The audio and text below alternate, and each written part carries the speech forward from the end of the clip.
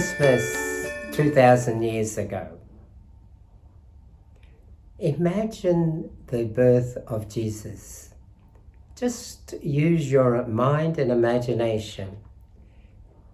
Caesar Augustus has written an edict, and that edict says that every family has to go to their birthplace. And for Joseph and Mary, it means traveling from Nazareth to Bethlehem. Bethlehem is really 150 kilometers from Nazareth. So if they did 30 kilometers every day, it'd take them 5 days. They'd be walking. And in the nighttime, they'd probably go to a tavern. And because they're poor, people would not give them a great space. And by the time they get to Bethlehem, they would be very tired. And also, Joseph would be looking for a place to give Mary a decent place to have the child. But you know what? There was no room in the inn. So can you imagine how Joseph felt? He would feel very terrible because he can't even supply a decent place for his wife to have a child. But they remember there's a place on the outskirts of town.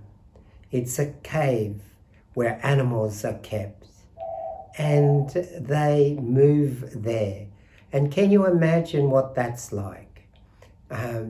It's dark, it's in the middle of winter, and they would be hungry and tired. So the first thing they would have to do is light a fire.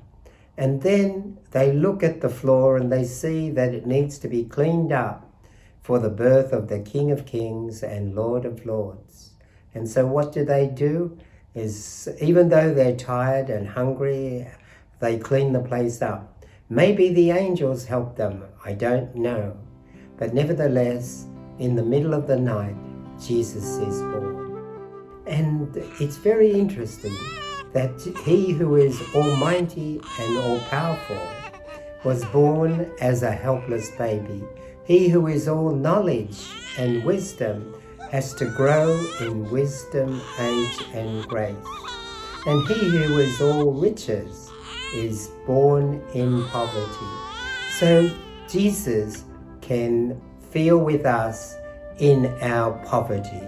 He can feel with us in our difficulties. Nevertheless, he is King of Kings and Lord of Lords.